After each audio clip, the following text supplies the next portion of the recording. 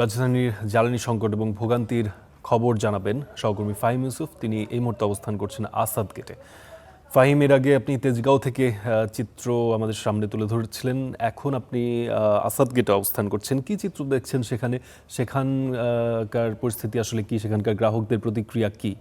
এবং আরেকটি বিষয় যেটি আমরা জানতে পেরেছি যে ফুয়েল পাস যে অ্যাপ, সেখানে আসলে ঢাকা মেট্রো রেজিস্ট্রেশনের বাইরে যারা আছেন তারা কিন্তু সম্ভবত পাচ্ছেন না বা পাবেন না। তাদের প্রতিক্রিয়া কি, তাদের কি কি পরিস্থিতি বা কি কি সমস্যা মোকাবেলা করতে হচ্ছে?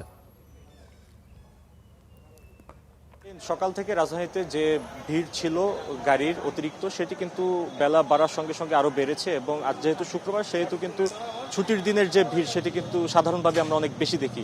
তার ব্যতিক্রম কিন্তু আজকেও নয়। সকাল থেকে যানবাহনের ভিড় বেলা বাড়ার সঙ্গে সঙ্গে এখনো বাড়ছেই। ফুয়েল পাস অ্যাপ ব্যবহার করে যে সকল গ্রাহকরা এখন পর্যন্ত তেল নিচ্ছেন তাদের কিন্তু তাদের মধ্যে এক ধরনের কিছুটা স্বস্তি আমরা দেখতে পেয়েছি, যেহেতু প্রায় 1000 টাকার তেল দিচ্ছে কিছু পাম্প ফুয়েল পাস ব্যবহারকারীদের। আবার অনেক জায়গায় আমরা দেখেছি যে প্রায় 1200 টাকা পর্যন্ত তেল দিচ্ছে। তো এই তেলে কিন্তু তাদের এক সপ্তাহ ইজি চলে যায়, তো যার ফলে কিন্তু তাদের মধ্যে এক ধরনের প্রশান্তি আমরা দেখতে পেয়েছি। তবে দীর্ঘ সময় অপেক্ষার কারণে কিন্তু তাদের মাঝে ভোগান্তির যে কথা সেটিও কিন্তু আমরা শুনতে পেরেছি। অনেক গ্রাহককে দেখতে পেয়েছি যে 12 থেকে 13 ঘন্টা অপেক্ষা করেছেন। যেহেতু গতকাল শেষ কর্মদিবস ছিল, সেহেতু অফিস থেকে এসে অনেক গ্রাহক এখানে অপেক্ষা করেছেন। তাদের ক্ষেত্রে অনেককে আমরা দেখতে পেয়েছি 15 থেকে 16 ঘন্টাও অপেক্ষা করেছেন। তো আসাদ গেটের এই পাম্পে বর্তমানে কিন্তু ফুয়েল পাস, শুধুমাত্র ফুয়েল পাস ব্যবহারকারী যারা রয়েছেন তারাই তেল নিতে পারছেন।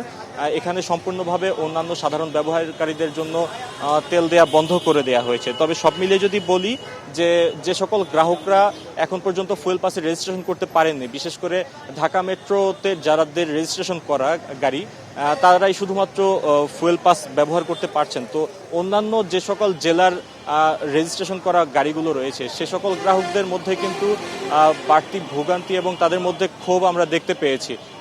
তারা বলছেন যে যত দ্রুত সম্ভব এই ফুয়েল পাসের আওতায় যদি অন্যান্য গাড়িগুলোকেও আনা হয় সেক্ষেত্রে তাদের জন্য অনেকটাই সহজ হবে। পাশাপাশি আমরা আরেকটি বিষয় দেখতে পেয়েছি যে ফুয়েল পাস দিয়ে যাতে শতভাগ তেল দেয়া হয় এমন দাবিও কিন্তু গ্রাহকরা আমাদেরকে জানিয়েছেন। তারা বলছেন যে এতে করে তেলের যে যতটুকু ব্যবহার হচ্ছে, যতটুকু গ্রাহকরা নিচ্ছেন তার একটি ডেটা থাকবে।